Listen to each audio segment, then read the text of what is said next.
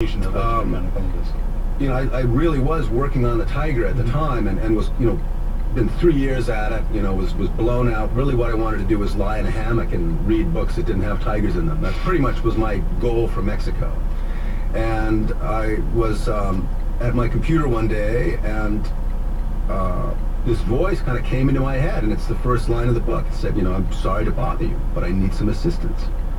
And I don't get, you know, invitations from the ether very often. You know, I'm pretty fact-based, and so this was kind of weird. I wrote it down and I listened some more, and very quickly this voice revealed itself to be Hector, and he was communicating through a cell phone from the inside of a water truck, and he was in the on the American side of the border, trapped in the desert, and the coyotes, the smugglers, had abandoned him and his compadres, and you know, he was well and truly hooped. And was telling his story, and I really followed that thread, and it was a very strange experience, you know, as someone who's used to going out and researching in a very single-minded way, to instead kind of sit back and let this guy come to me, if you will.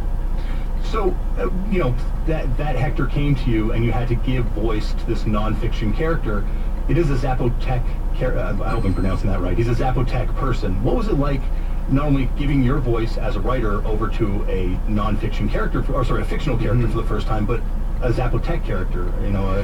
Well, I mean, it felt like the height of presumption, really. You know, I mean, what do I know, you know? And at the same time, you know, I spend a lot of time down there, talk to a lot of people, and, you know, this guy is Zapotec. It's one of the dominant indigenous groups in Oaxaca, which has, you know, 16 different languages and 100 dialects. It's a very complicated place, but it's one of the dominant.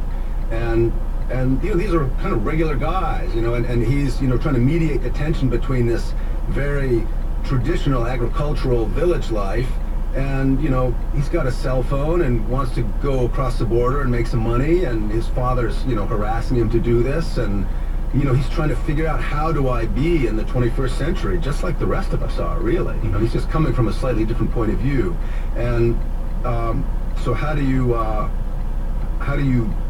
you know, I saw enough so I could make the details authentic. Were there any pitfalls, though, that you wanted to avoid, kind of, by portraying this character? Oh, yeah. You know, I mean, it's, you know, very easy to oversimplify, to romanticize, to idealize, and to condescend. You know, all these are, you know, serious pitfalls. And, you know, how I've tried to avoid that in the past is by letting people speak for themselves, rather than trying to,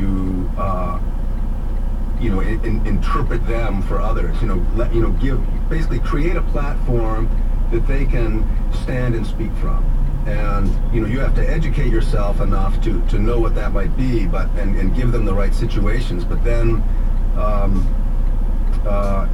you know, you give them the stage and let them call the shots, which is sort of a strange idea with fiction. And at the same time, I field tested this book on Mexicans and people who knew Oaxaca well, to make sure, because that's really, you know, that's my biggest fear for the book. You know, it's this, you know, that it would be this caricature. And anyway, I've been reassured that it isn't. So. No, it isn't. No, it isn't. I'm speaking to Vancouver-based author John Vaillant. He's here with me live in Studio Q. His debut novel is Jaguar's Children. The Jaguar's Children deals with many sort of real-life concerns, you know, whether it be human trafficking, immigration policy. How did you first decide that these themes were something that would be